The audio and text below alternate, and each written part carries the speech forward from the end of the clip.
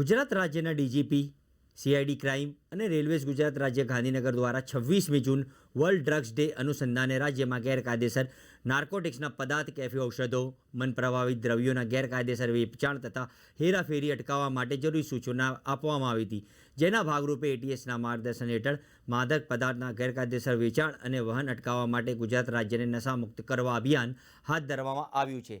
જે અનુસંધાને પોલીસ મહાનિરીક્ષક ભાવનગરની સૂચના અને માર્ગદર્શન હેઠળ અમરેલી પોલીસ અધિક્ષક હિમકરસિંહ તથા SOG police inspector RD Chaudhari તથા police sub inspector NB Bhatt તથા police sub inspector KM Mori તથા એસઓજીના ટીમના આયોજન હેઠળ અમરેલી જિલ્લા પોલીસ સ્ટાફ સાથે 26મી જૂન વર્લ્ડ ડ્રગ્સ ડે અનુસંધાને ગેરકાયદેસર નાર્કોટિક્સ પદાર્થની કેફી ઔષધો, મન પ્રભાવિત દ્રવ્યોના ગેરકાયદેસર વેચાણ તથા હેરાફેરીના વેચાણ અટકાવવા અને ગુજરાત રાજ્યોમાં નશામુક્ત કરવા અભિયાન અમરેલી શહેર ખાતે બાઇક રેલીનું આયોજન કરવામાં આવ્યું હતું.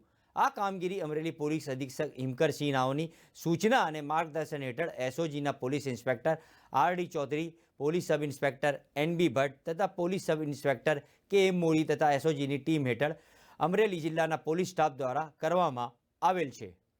પોલીસ અધિક્ષક અમરેલી આગામી 26 જૂનના દિવસને આંતરરાષ્ટ્રીય નશીલા પદાર્થ વિરોધી દિવસ તરીકે જાહેર કરવામાં આવેલ છે.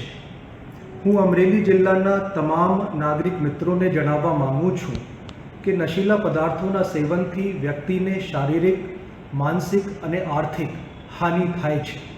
જેથી આપ નશીલા પદાર્થોના સેવનથી બચો અને જે કોઈ વ્યક્તિને નશીલા પદાર્થોના સેવનની આદત હોય તો આ આદત છોડીને સમાજના અન્ય લોકો માટે એક ઉત્તમ ઉદાહરણ પ્રસ્તુત કરો.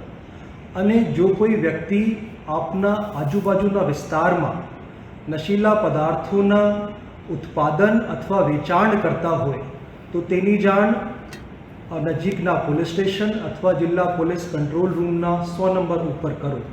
અને ગુજરાત પોલીસ દ્વારા ચલાવવામાં આવી રહેલ નશા મુક્ત ગુજરાત અને નશા મુક્ત ભારત અભિયાનમાં સહયોગ આપી એક જવાબદાર નાગરિક તરીકેની પોતાની ભૂમિકા નિભાવો. જય હિન્દ.